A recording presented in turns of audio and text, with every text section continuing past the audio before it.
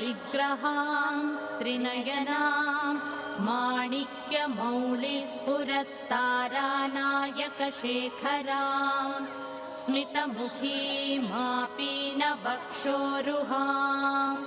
पाणिभ्यामलिपूर्णरत्नचषकं रक्तोत्पलं बिभ्रतीं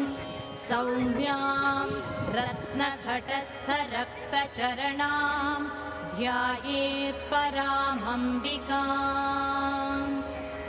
अस्य श्रीललिता सहस्रनामस्तोत्रमाला मन्त्रस्य वशिन्यादिवाग्देवता ऋषयः अनुष्टुप् छन्दः श्रीललिता परमेश्वरी देवता श्रीमद्वाग्भवकूटेति बीजम् मध्यकूटेति शक्तिः शक्तिकूटेति कीलकम् श्रीललिता महात्रिपुरसुन्दरी प्रसादसिद्धिद्वारा चिन्तितफलावाप्त्यर्थे जपे विनियोगः मूलमन्त्रेण करषडङ्गन्यासान् कृत्वा श्रीमाता श्रीमहाराज्ञी श्रीमत्सिंहासनेश्वरी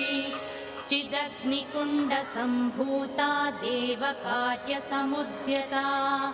उद्यद्भानुसहस्राभा चतुर्बाहुसमन्विता रागस्वरूपपाषाढ्या क्रोधाकाराङ्कुशोज्ज्वला मनोरूपेक्षुकोदण्डा पञ्चतन्मात्रसायका निजारुणप्रभापूरमज्जद्ब्रह्माण्डमण्डला चम्पकाशोकपुन्नाग सौगन्धिकलसत्कचा कुरुविन्दमणिश्रेणी कनत्कोटीरमण्डिता अष्टमी चन्द्रविभ्राजदलिकस्थलशोभिता मुखचन्द्रकलङ्काभा मृगनाभिविशेषका वदनस्मरमाङ्गल्य गृहतोरणचिल्लिका